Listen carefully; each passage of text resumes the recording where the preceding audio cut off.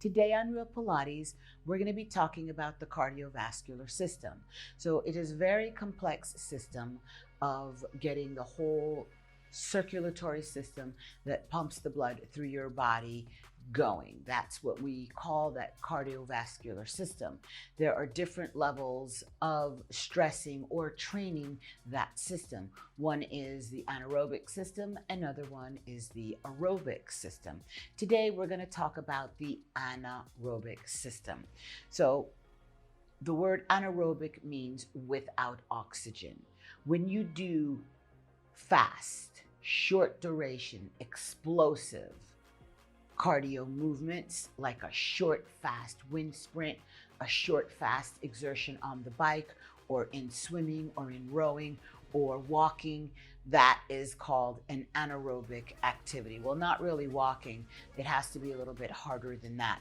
So you'll know that you're anaerobic when you're working so hard cardiovascular wise that it's difficult to speak while you're doing it. So that's one easy measure that you can do without a heart rate monitor or sophisticated equipment.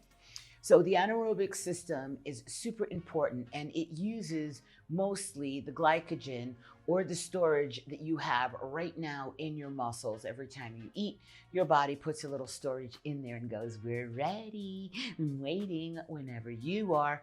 And that storage is usually in the form of carbs. The anaerobic system is a super important system for helping to keep and build lean muscle. It's important for the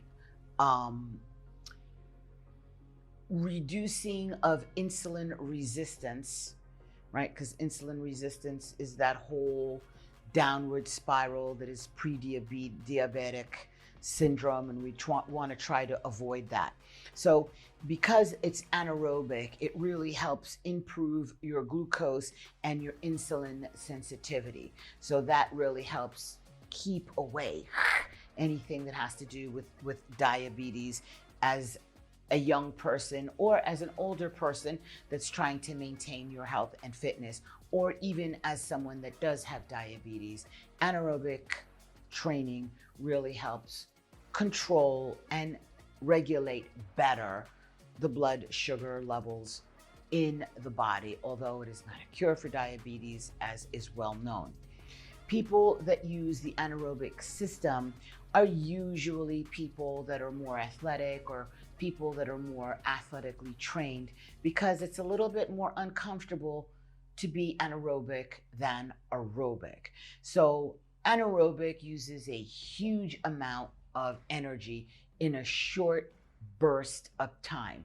And the premise is that that anaerobic activity, even though it is a short duration and you're only burning calories, let's say you do a sprint and you're doing a 30-second sprint, you're going to have an intense 30 minutes of using calories. But the benefit of anaerobic activity is that after the interval, after that short bout, you continue to burn calories at an elevated rate. Anaerobic training is a super important style of cardiovascular activity that should be incorporated into your weekly routine. And this month, I'm going to be giving you more detail on what amount of anaerobic and aerobic cardiovascular activity you should be trying to do so that you can stay healthy, keep your weight under control, and especially elevate all the good aspects of cardiovascular training. This is Pilates Master Nikki, and I'll see you real soon for another layer of Real Pilates.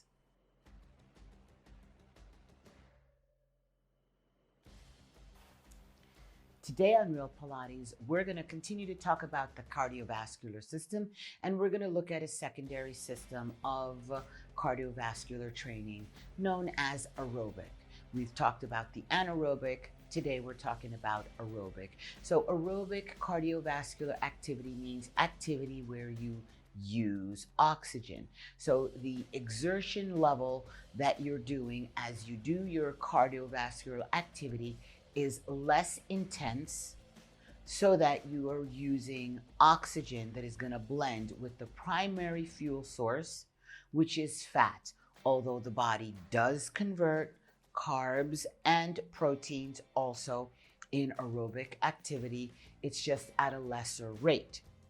When you exercise at a aerobic intensity, you should be able to pass what is called the talk test. So let's say I'm walking at a good pace and it's an aerobic pace. I can have a conversation easily and not be out of breath. So I know that I am in my aerobic threshold. There are ways that you can wear a heart rate monitor, and then depending on your age and your fitness level, you can perform a heart rate test to find the exact heart rate for you to be in an aerobic threshold or anaerobic without oxygen, the shorter sprints we talked about earlier. The aerobic cardiovascular conditioning can be done for longer periods of time as opposed to a short burst of anaerobic activity. Your heart rate increases at a more gradual rate when you're starting an aerobic activity, and it gives your cells, because of their use of oxygen, a different way to become integrated with the nutrients in the blood system. So aerobic activity really helps you re-stimulate and reactivate cellular regeneration, especially after you finish your aerobic exercise. Cardiovascular exercise is super important for you to maintain proper health of your body. However, if you do only cardiovascular activity and you do not include any strength training, Pilates is strength training, weight training is strength training, right? So you understand the difference. If you do just cardio alone without any kind of strength training, your muscles can shrink 31% and you can lose up to 18% of your muscular strength. Cardio is king, but strength training is super important for you to maintain a beautiful, healthy body and a happy lifestyle. We'll be talking more about different ways to train the cardiovascular system. This is Pilates Master Nikki, and I'll see you soon for another layer of real Pilates.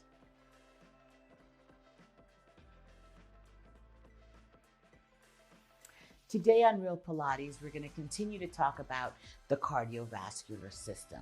So I get the question all the time, how much cardio activity should I be doing a week?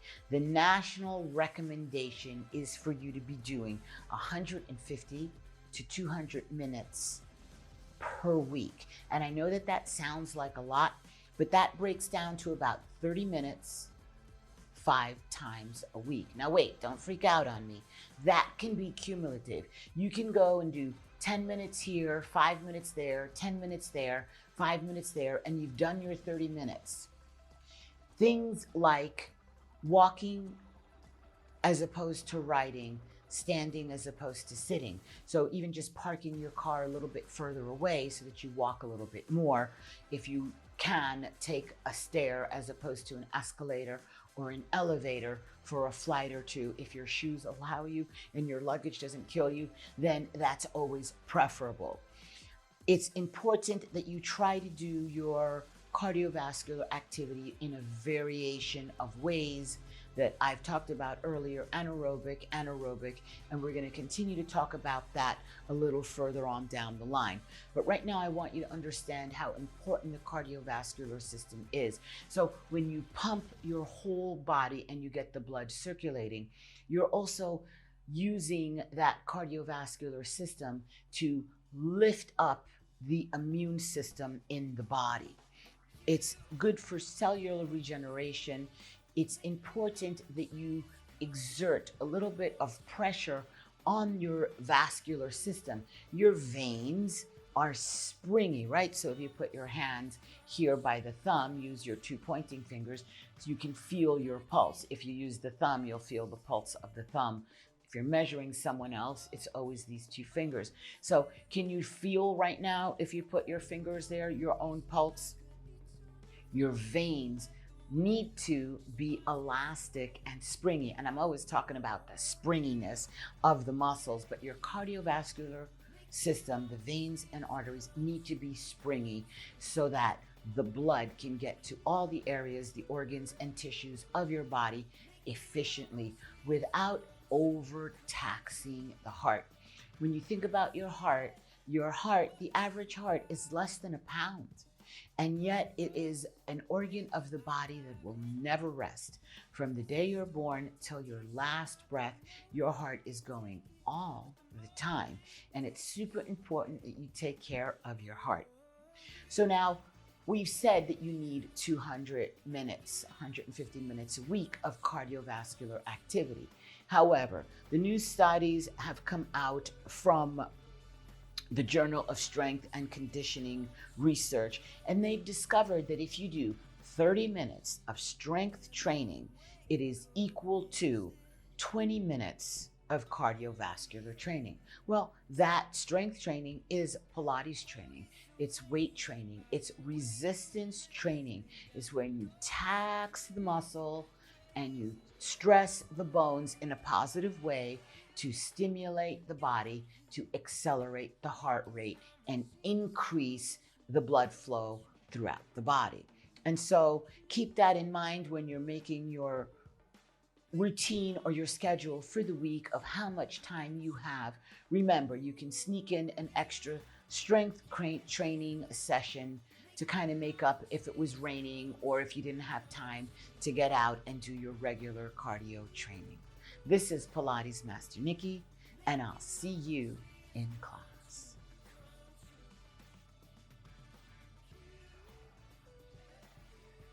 Today on Real Pilates, we're continuing to talk about the cardiovascular system, and we're going to talk about a different kind of training. So we understand that there's anaerobic and aerobic, different kinds of cardiovascular training systems. But there is a training system that incorporates both, that is one of the most efficient ways to get the body fitter faster, and that is called interval training. High intensity training, also called HIIT, H-I-T. So interval training is really good because interval training triggers regeneration of the center of the mitochondria, which is the center of the cell, so that you can have better cellular regeneration, you can have more cells. It increases the number and it increases the efficiency of those cells within your body. So these more efficient cells have a better insulin reception response. So that really helps bring sugar indexes down in the body, giving you a better glycemic resistance. It helps you metabolize fats and sugars better. So you're training your little cells so that they can be better equipped, they can be more efficient. You know, it's like putting on the perfect little sneakers so that they can really go and do their job fast, as opposed to, you know, letting them wear high heels that look good but don't really do much in the event of walking properly. So this interval training will help lift your aerobic fitness level. So let me talk about your fitness level. Your aerobic fitness level is a precursor to determine the longevity of your body. If you have bad aerobic fitness, you're condemning yourself to live a shorter lifespan than designed for you. So you don't have to make that much of a sacrifice to just get in a little bit of cardiovascular conditioning. The good thing about the interval training is that you can get a faster result in a smaller amount of time. So what is the interval training? The interval training is that you come out of aerobic into anaerobic for a short burst of time, and then you recover. So I'm going to be talking about exactly how to do that, but it's important to know that you first do a proper warm-up and then you do a structured set. So the longer the effort, the less intense. The shorter the effort, the higher the intensity.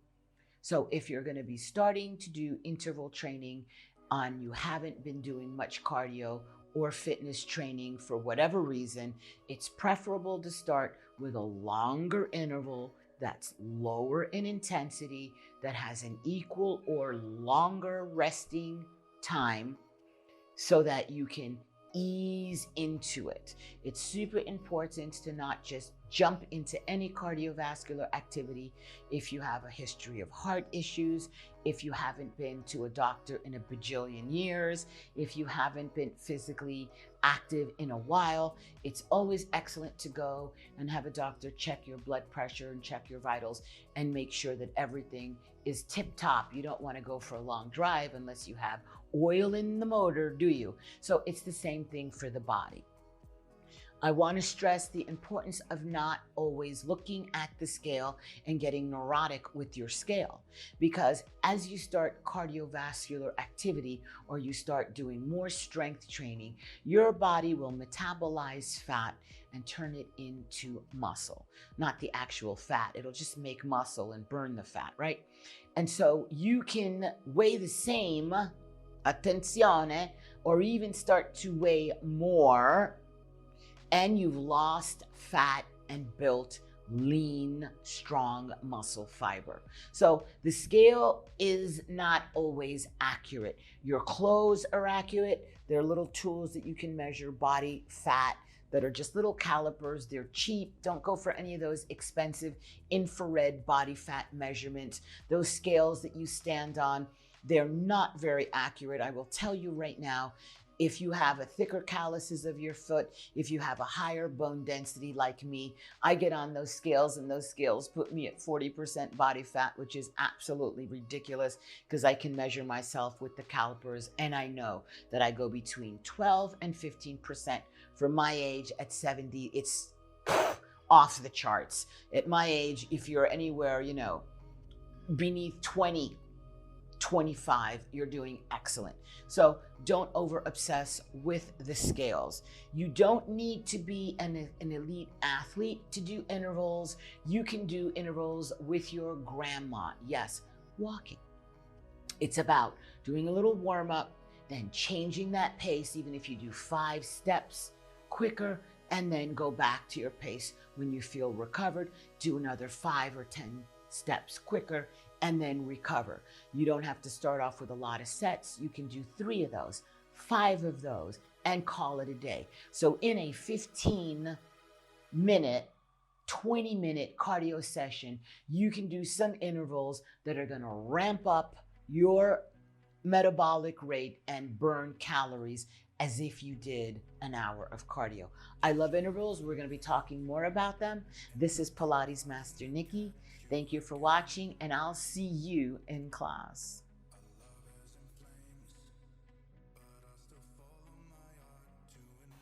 Today on Real Pilates, we're continuing to talk about the cardiovascular system. And I know that most of you have such a hard time to just fit cardiovascular activity in, but I want to also let you know that there is a thing known as too much cardio is not good for the body. So excess cardio produces a syndrome called constrained energy model within the body.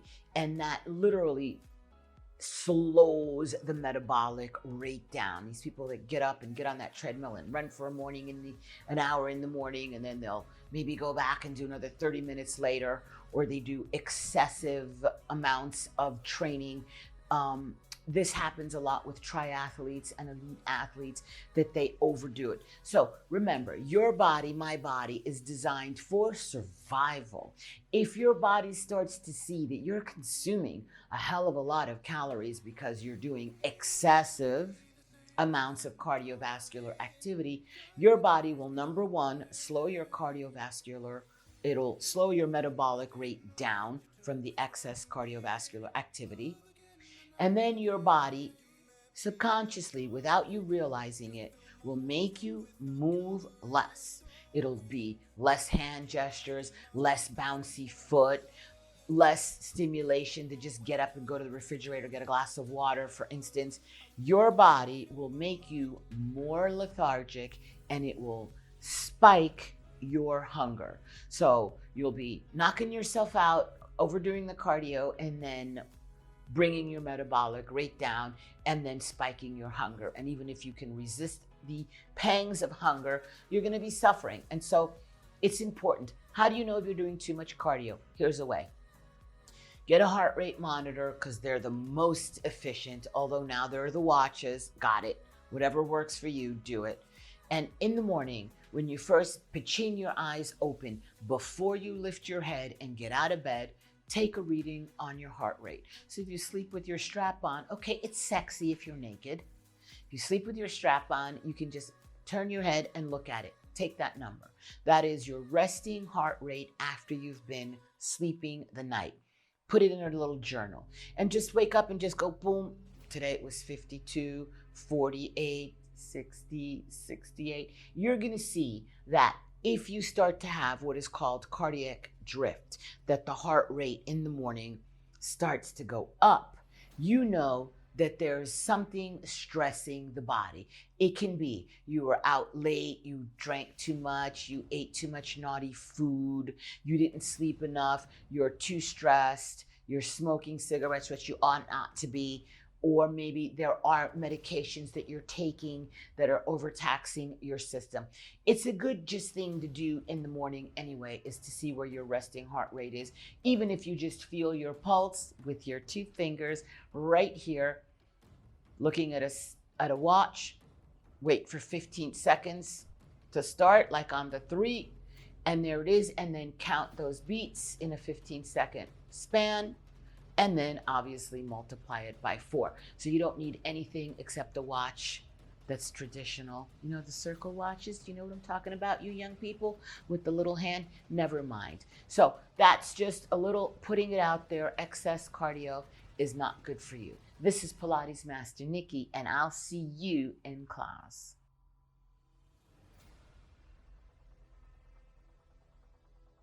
Today on Real Pilates, we're going to talk about stubborn belly fat.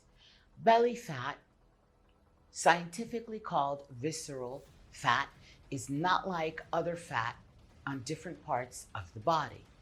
Most of your body fat, 90% or more, depending on how you are, is subcutaneous fat.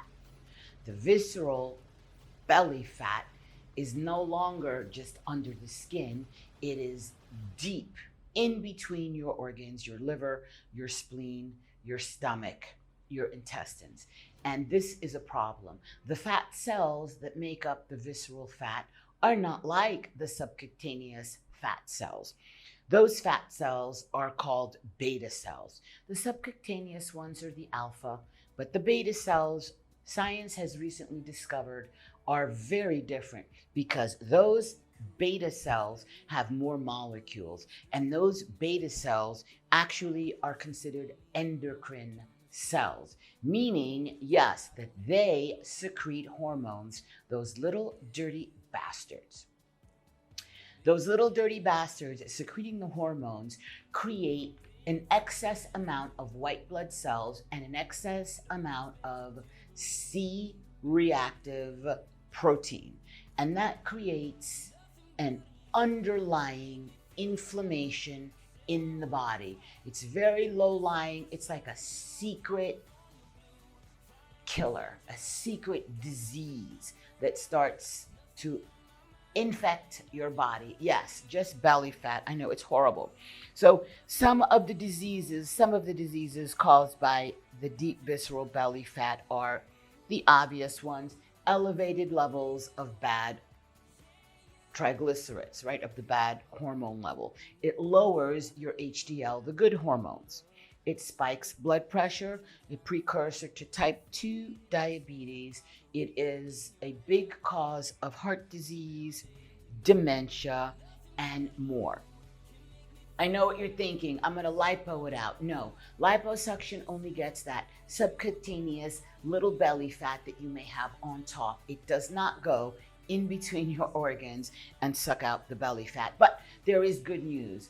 Out of all the kinds of things that you can do to attack that visceral belly fat, yes, dieting is good. But if you want to attack that stubborn fat, you need to accelerate your attack on it, and interval training is the key.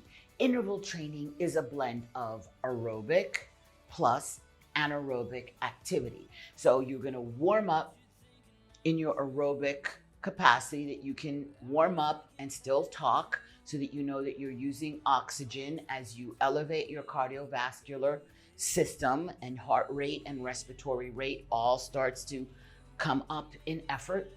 And then you're going to do a harder exertion known as the interval that you will be doing anaerobic training, that you're going to go so hard that you have a higher lactic acid buildup than you would an aerobic activity.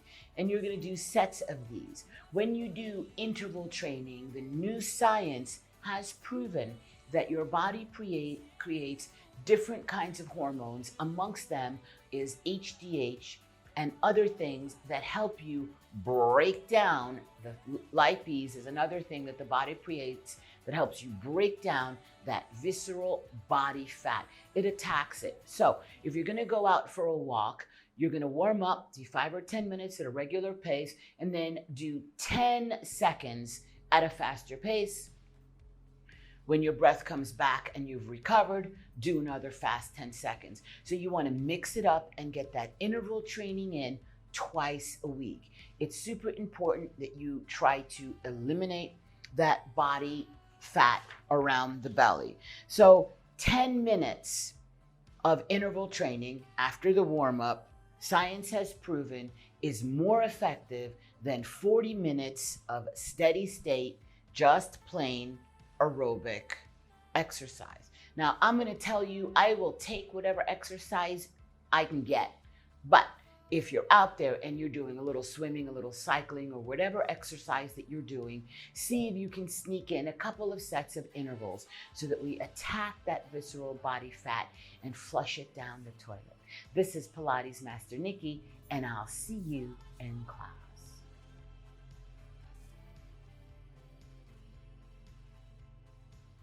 Today on Real Pilates, we're going to continue to talk about the cardiovascular system. Today, we're going to continue with interval training. So the interval training is one of the most efficient ways to help you burn that visceral belly fat. It's also a way for you to get aerobically fit quicker and more efficiently than just regular aerobic exercise or just strength training.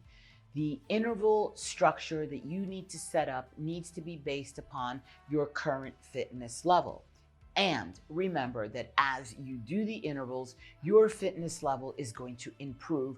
And so that is going to be key for you to be able to change your interval program.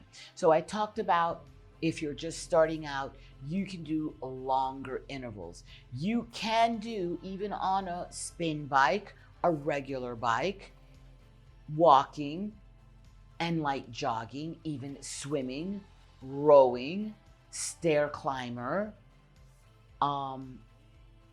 and any other kind of cardio that I haven't, skiing and stuff like that, unless you live in those places, you know, roller skating, ice skating, if you have that facility near you and you want to do that, that's all good stuff. So what you're going to start out in your beginning intervals is you're going to start longer intervals. You can do 4-minute intervals with equal time rest, and then you're going to start to cut the recovery time down. So you would do 4 minutes on, 3 minutes recovery.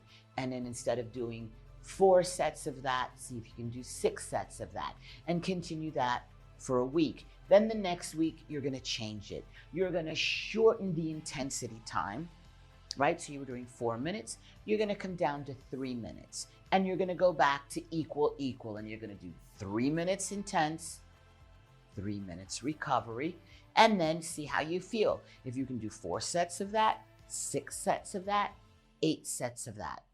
And you can always break it up and do 4 sets, rest for 5 or 10 minutes, and then do another 4 sets if you have the time. So now you're progressing, and now you're on your second month of your interval training. You can go down to 2 minutes on, 2 minutes off. The week after that, 2 minutes on, 1 minute recovery. And again, see how you feel. When you start to see that your fitness improves, and it will, you can start to do some higher intensity efforts of a minute on, a minute off.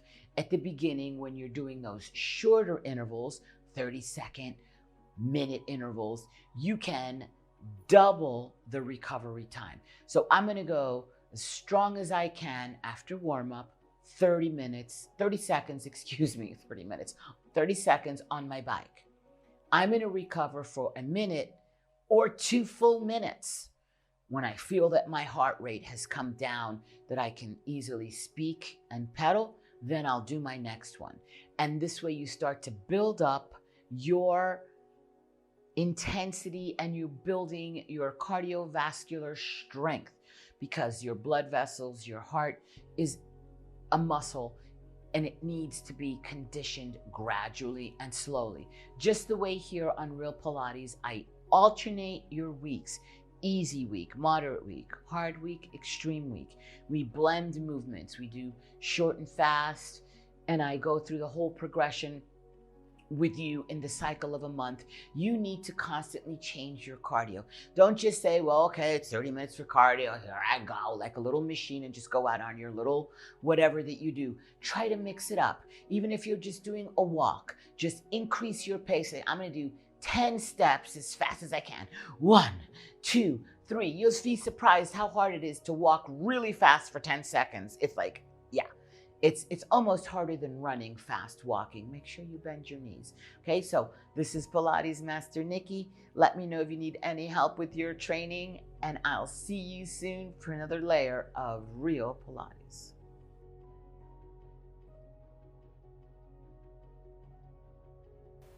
Today on Real Pilates, we're going to talk about blood pressure. Like, what is the blood pressure anyway?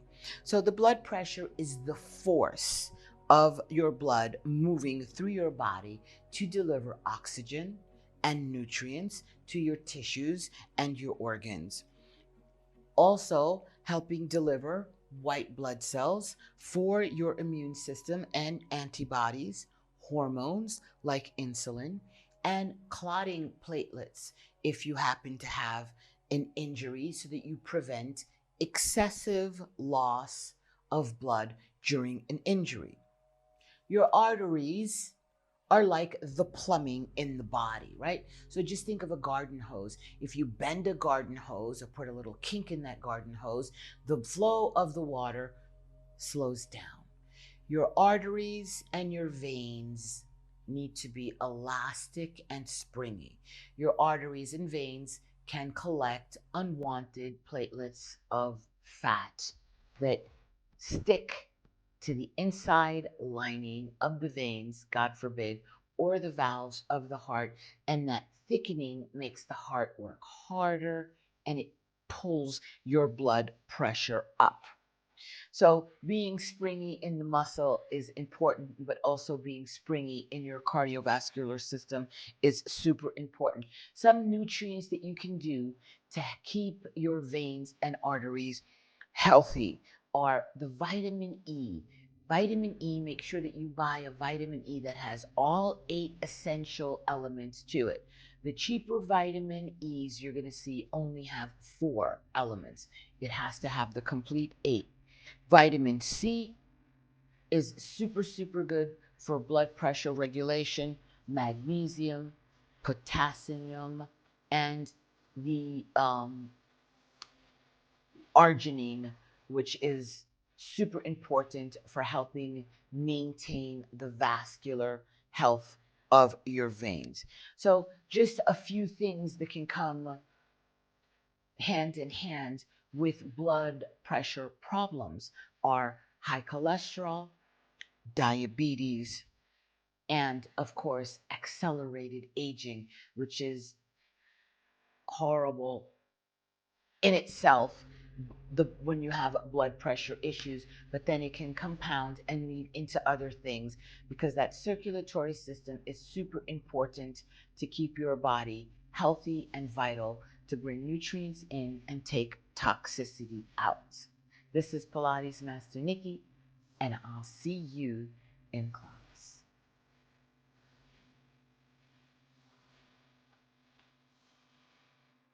Today on Real Pilates, we're going to continue to talk about blood pressure. So we know that blood pressure flows through the body. It's super important. But what is a normal blood pressure?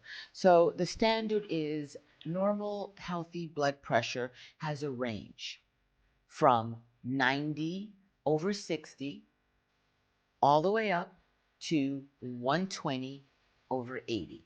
So there's a top number and there's a bottom number, right? 90 over 60. 90 is the top number, and that is called systolic pressure. And that is the pressure that the heart is exerting as it pumps. The systolic pressure, the top number. 90 over 60, 120 would be the systolic over 80. That is within a normal range. The diastolic pressure is the pressure that is in the vein in between the beats. So that diastolic pressure is super important because that is measuring the elasticity of your vein. So if you look at the number that's normal, you have 60 for the bottom number to 80. That's only a 20 digit range. That's normal. But the top number, the systolic, you go from 90 to 120. That's a 30 range that still keeps you within normal healthy range. So the bottom number is super, super important. Stage 1 high blood pressure, right, starts at past 120, right? So they start to say from 129 all the way to 139 top number. And then when your bottom number is above 80, so 81 to 89, short little range, yeah? Short little range. So full high blood pressure is when your top number, the systolic, is 140, and the bottom number is 90. That's only 30 above, right? That bottom number. When your blood pressure is higher than 180 over 120, that is a crisis emergency situation that you need to go to the hospital immediately. On the flip side of that, there is low blood pressure. Low blood pressure is going to be anything that is under 90 over 60. So if you're 89 over 59, they consider that to be low blood pressure. Obviously, high blood pressure is more dangerous. You can have a low blood pressure if you are severely dehydrated. Sometimes during pregnancy, your blood pressure goes down and you need to take care and not overdo if you're pregnant. Sometimes medications can give you low blood pressure. If you have heart issues maybe you don't know about, that can be a sign that your low blood pressure is low, and so you need to go have that checked. Nutritional deficiencies is another sign, is another symptom from low blood pressure, and internal bleeding will give you a drop in that blood pressure. Okay, so most people don't really have that low blood pressure. High blood pressure is where the problem is. And you know now that high blood pressure is usually from a lifestyle that is not healthy. So there are things that lift the blood pressure. One of the most obvious is smoking. Another is excessive alcohol consumption, excessive salt consumption, and excessive weight, being overweight. Even if you're not excessively overweight, but being overweight starts to put stress on that whole cardiovascular system. Lack of exercise. So you can have someone that is normal and they look like, oh, they look nice, they're not overweight, but yet they're not doing anything to strengthening their cardiovascular system or their muscular system. So you have muscular skeletal strength, then you have aerobic strength, cardiovascular strength. I shouldn't say aerobic because there's anaerobic, aerobic, and interval, but cardiovascular strength. And then there's also the lymphatic, right? So the lymphatic system is tied into all of this cardiovascular health, blood pressure. It's all tied together, and that's the theme of our month. So, super important for us to stay hydrated, well, nutrition balanced, moderate your levels of stress. Stress is super important for reduction of stress. Is super important for longevity. So doing things you like Pilates, I'm joking, doing things that relax you, meditation, taking walks, petting animals. There are many ways to help you relax. So things that can help you bring the blood pressure down that are easy to do is eat a diet that is high in vegetables, fiber, and fruits. Eating fish, especially those darker fish that have the darker oils. Keeping your weight in moderation. Exercising regularly, whether it's strength or cardio or both. Drinking green tea really helps blood pressure. And wearing compression socks and stockings if you're suffering also helps you, especially if you're flying. You want to avoid high salt, right? And you get into the plane, they give you those little peanuts, like what the hell are they thinking, right? And if you're flying and traveling, you could wear compression pants that they have them, those Spanx. Compression on the leg is super important because that's where the heart has a lot of effort, is getting all of that fluid back upward. This is Pilates Master Nikki, and I'll see you for another phenomenal layer of real Pilates.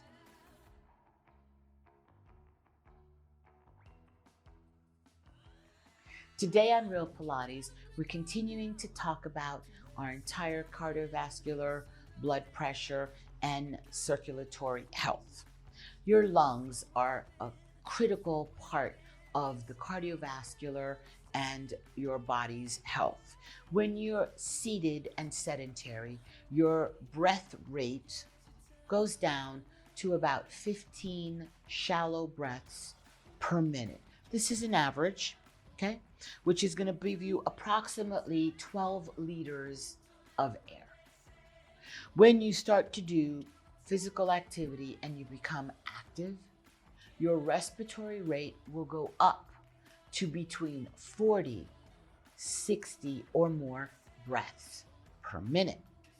And that will give you a volume of air that can be up to 100 or 110 liters a minute of air being taken in. So right away, when you start to think about that, you're like, wow, from 12 liters to 110 liters is like 10 times the amount. Can you see how activity regenerates the body, gets everything in the up going mode? So tone muscle is super important for your lung absorption and capacity. You need tone muscles to help those lungs pull the air in and push the air out. Those main muscles are the diaphragm, the abdominal muscles, which make up the pelvic floor that we talked about, how the diaphragm goes down when you breathe in and it pushes against the bottom of the abdominals, right? The front, the side of the abdominals, and the back of the abdominals are all important in respiratory. The muscles in between the ribs, the intercostal muscles, are super important. The anterior and posterior serratus muscles. So these are breathing muscles that also interdigit with the abs, your obliques, the bottom, the transverse abdominis, the rectus abdominis. All of these muscles are important breathing muscles. You wouldn't think, but the neck muscles are super important for helping getting a correct breath. The collarbone here, this first clavicle here, is super important. This is called a super hot spot, but not just for breathing, for blood flow and for lymphatic flow. So even your mouth and your face are super important to have muscle tone so that you can breathe with ease, so that you can get more air in and more air out. So to breathe, you need muscle tone, lung capacity, but you also use the nervous system. The nervous system controls the speed of your breath, the depth of your breath, through your parasympathetic and sympathetic nerve system. So the parasympathetic slows the breath down to relax you. Your sympathetic nervous system increases. So it can sense what your muscles are doing, and it says, oh, the muscle's gonna need more oxygen, so it starts to speed up your breath before you need it, right? So it's not waiting for your muscle to be starving and you're there on the floor cramping. Cramping is another thing about muscular nutrients that are not getting into their potassium, magnesium, and calcium. That's another thing. It all goes through the circulatory system, yes, because it's carried in the bloodstream and you need oxygen to process any of these nutrients. But the nervous system is super important. So the nerve sends signals from the brain. The brain gets signals from the joints and the muscles, and then signals your breathing pattern.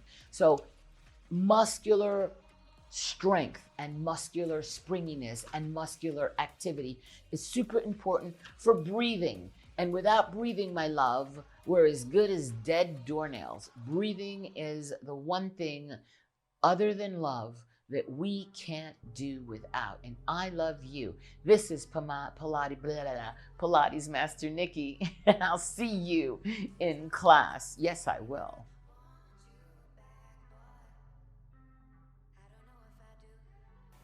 Today on Real Pilates, we're going to continue to talk about the circulatory system of the body. So we have the cardiovascular system, which is the heart, the blood vessels, and that's a closed system, right? But yet that circulatory system of the heart supports the respiratory system.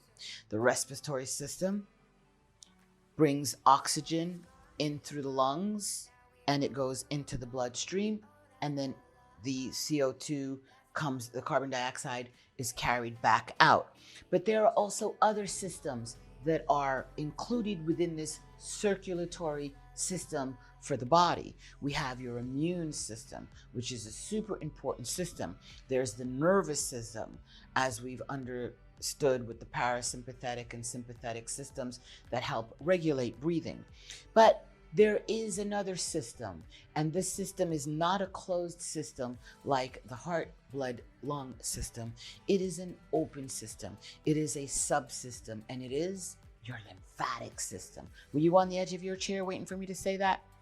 Your lymphatic system is a system that's made up of organs and tissues that they make, store, and carry right blood cells to all parts of your body. I'll say that again. Your lymphatic system is where your white blood cells are made. They're stored and they're carried. So those white blood cells fight infections and diseases. Your lymphatic system is made up of, yes, the lymph nodes, yes. There are over 600 lymph nodes, yes, but your bone marrow is part of your lymphatic system. You have lymphatic vessels that transport the lymph liquid, and then you have the nodes that are like the filters. So some of the other lymphatic organs other than the bone marrow are the spleen, the thymus. So it's important, the lymphatic system helps you with your fat absorption from the small intestine. Hydration is super, super important for your lymphatic system. That lymphatic fluid is plasma-like, and it's closely related to blood plasma, although it is different. The lymphatic system carries protein as well as nutrients, and many other things that are essential for the health of your body. You have more lymphatic fluid in you than you do volume of blood. Shock to the system. Things that are bad for the lymphatic system. The number one thing that is bad, other than dehydration, are toxins, chemicals, additives in food, BHA, BTA. Pesticides are the worst, the worst. No more weed killer in your garden. What the fuck are we thinking? Vinegar, spray it, neem oil to kill bugs on trees. We need to stop with the pesticides. And a lot of people scoff and go, oh, organic food, that's just a scam. It is not. It is grown on soil that has to be kept with very strict, regulated levels of pesticide-free. They're handled in a whole different way. And I recommend, if you can afford to eat organic when you can. I mean, if you're out in the middle of nowhere and there's nothing, then I just drink water because I'm a prude. I always have a lemon in my purse, and I always bring food with me everywhere I go because I am a crazy person. However, that's besides the point. Nutrition is key. Get those vegetables in. Those vegetables, those trace minerals that are found in foods. Potatoes are so good for the lymphatic system. Everyone poo-poos potatoes. Oh, white potatoes have become the devil. Potatoes pull toxicity out of the body. Obviously, if you're making whipped potatoes, mashed potatoes, and you put a pound of butter, salt, and whipped cream on them, you might as well just put it on your face and condition your face and not eat it because it's crap. But boiled potatoes with a little bit of extra virgin olive oil and some chopped parsley or some roasted potatoes with some dill are super good for you.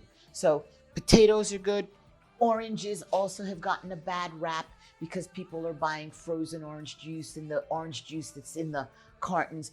Just squeeze a fresh orange, 1 or 2 a day is going to be amazing. With the pulp, it slows the absorption of sugar on the glycemic index.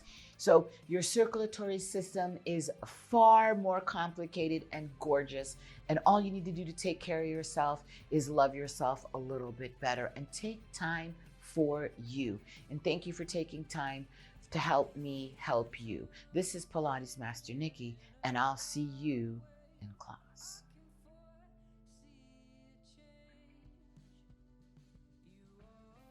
Today on Real Pilates, we're going to continue to talk about the circulatory system, and we're going to be talking about the lymphatic system. The lymphatic system is super important for the health of the body. There are over 600 lymphatic nodes scattered throughout the body, and those nodes are connected to each other through lymphatic vessels that are similar but not like veins. Your lymphatic system has no heart to pump it, does it? What moves the lymphatic liquid through your body? That plasma-like liquid that brings white blood cells for immunity, that brings nutrients and proteins and fats that are needed for the body. What moves that? What moves that is that those lymphatic vessels lay close to blood vessels and they lean against them for that pump. Those lymphatic vessels lean against and are nestled in between the muscles, and they rely on movement. They rely on muscle contraction to stimulate the lymphatic system. Can you see why movement and strength training and walking and cardio is so important? It's not about weight control. No, my love. That is like the garnish on the plate. It's about circulating the lymphatic system to bring nutrition in and get toxicity out. It's about cellular regeneration. It's super important that you move your body. Pilates is strength training. It is a lymphatic booster. Every class. I do classes that I call them specific metabolic booster because I focus specifically on doing things that are more. But every class I do has lymphatic. So the main ducts of the lymphatic system are in the upper chest area. These first clavicles here are where all the blood that flows through your body goes, and all the fluid of the lymphatic system flows. When you sit and your posture is slumped, it stagnates the lymphatic system, the double chin, all of the fat behind the arms and the bra fat and all of that are signs that the lymphatic system is not free to flow. Your posture is super important for your breath to come in, for your lymphatic to flow, for energy to get in and out of that little head of yours. Your neck position, your shoulder position, super important. My posture and shape classes, they're fun, they're good for you, but they're gonna give you health and longevity because I get out of bed to give you health, happiness, and love. This is Pilates Master Nikki. Thank you for watching, and I will see you for another layer of real Pilates.